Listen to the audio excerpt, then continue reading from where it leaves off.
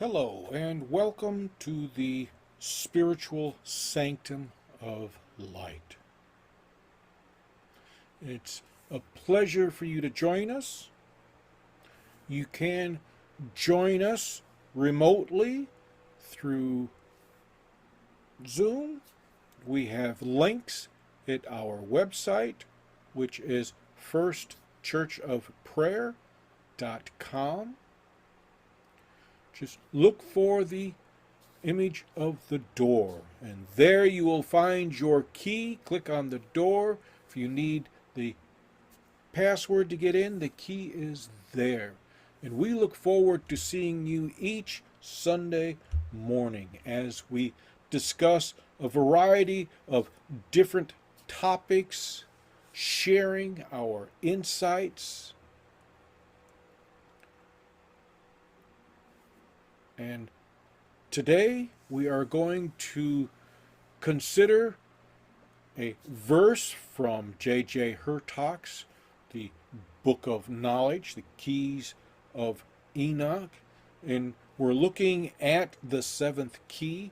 And this is verse 26, where he tells us that even the fallen angels at the end of a great cycle will be freed from the lower heavens if they accept the Father's love with complete obedience.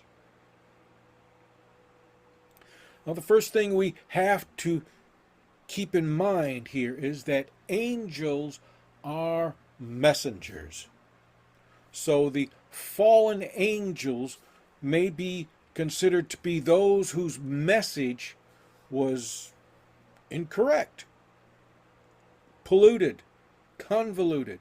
I don't want to say corrupt, because that would be an incorrect assumption, because even in the most distorted teaching of truth, there is wisdom. However, you have to work a little harder at discerning the wisdom from all the other crap. So he tells us that even the fallen angels will be freed. And in today's vernacular, angels are light beings with wings who do great works. And while this may seem cute, it is a distortion. Because, as I said, angels have always been messengers, whether they are messengers from the divine or messengers from humankind, or if we insist, messengers from the devil or Lucifer. But they are messengers. They can be considered teachers, because a teacher is nothing more than a messenger bringing something to you, instructing something. They are bringing still, even through instruction and such.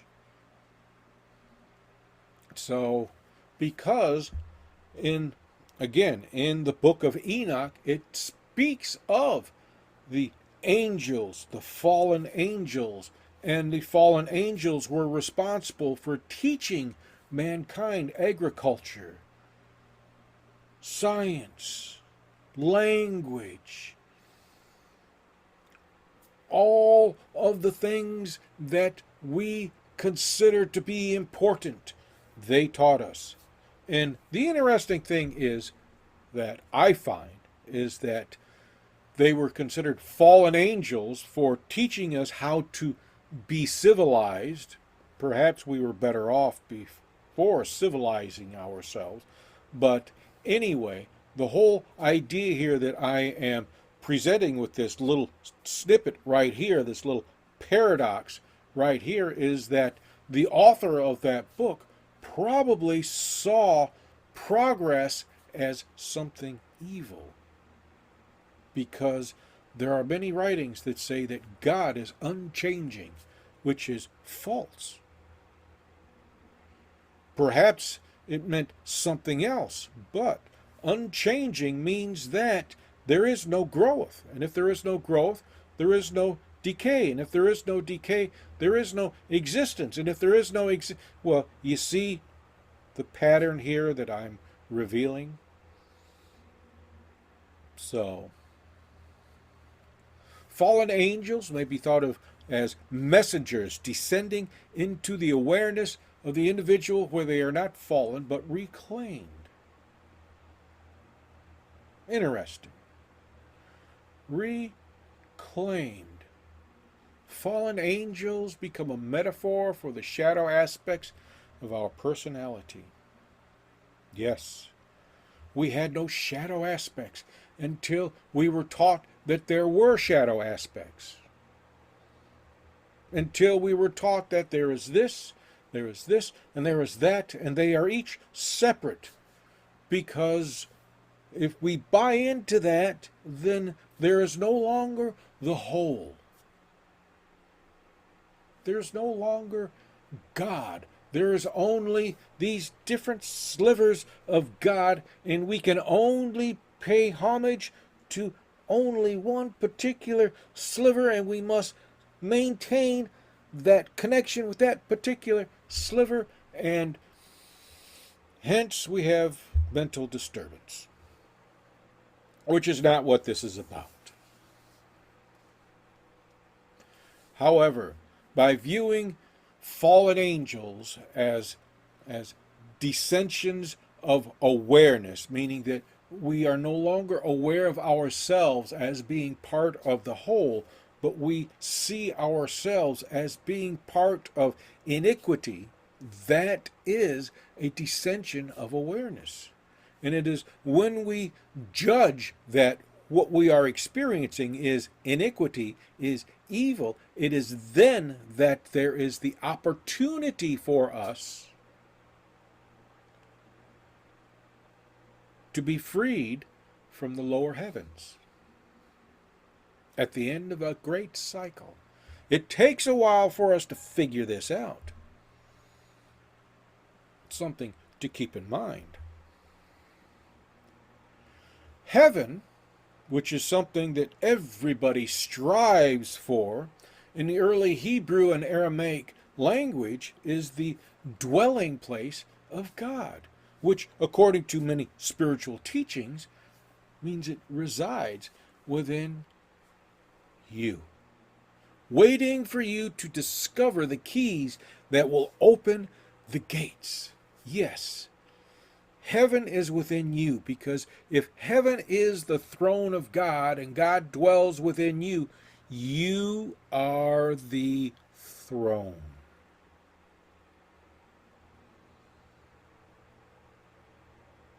Again, another paradox, because we are taught that we are unworthy of God, when in the very beginning God made us worthy.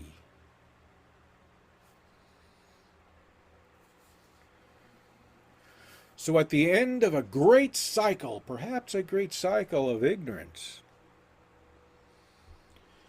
being shadow aspects of ourselves, experiencing shadow aspects of ourselves, we are freed from these lower heavens, from these lower experiences of the divine, because God is a whole.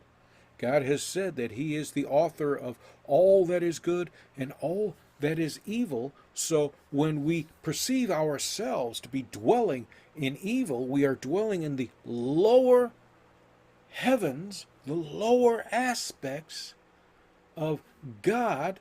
And since there cannot truly be a lower heaven, it becomes a metaphor for those aspects of ourselves that we choose to hide from others, including ourselves. Thus, when we integrate the commandments of God, which is first to love God above all else, to love God is to become immersed within the presence of God. That is the first. The second is to love your neighbor as yourself. No, in this instance, it is not to become immersed in your neighbor, but to assist your neighbor, and through that assistance, through that support of your fellow beings, you create a bond. And through that bond, you are connected. And through that connection, you are immersed in each other. You are interconnected. Because when you are connected with them, well, you may run the risk of being introduced to their friends and then potentially introduced to more friends. See what I mean? Interconnectedness. So, by integrating the commandments of God, to love your neighbors, you begin to explore those shadowy aspects of yourself, which you are typically the one who considers them to be shadowy, strange, unusual, and such. I'm not like everybody else, when in fact everybody else is probably more like you than you think.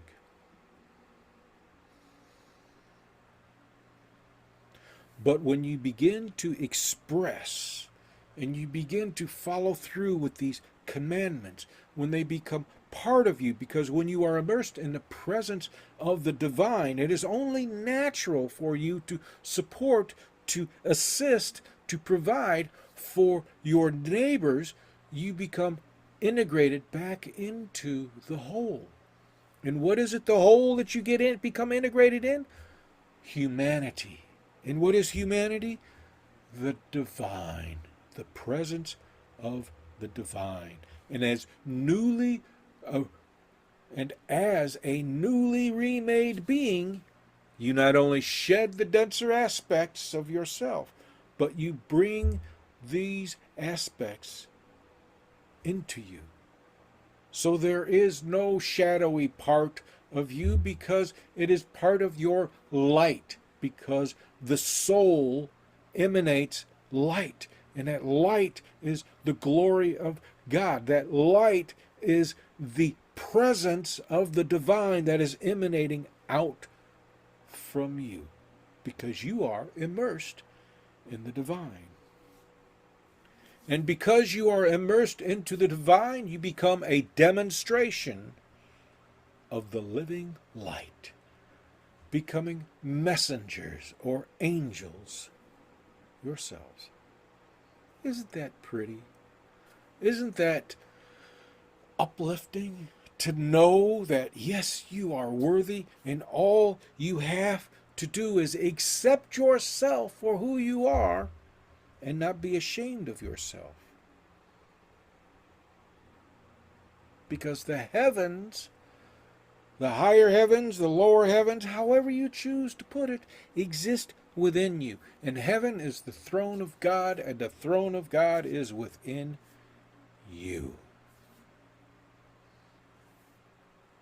But it is up to you to discover the keys to the book of knowledge.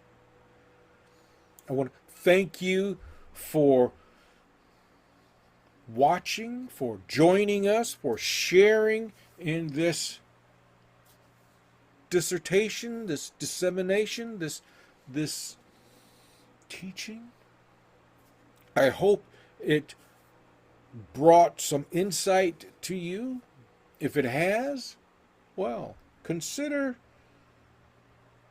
visiting our website, First Church of Prayer, and leaving us a gift so that we may continue to bring these gifts to you.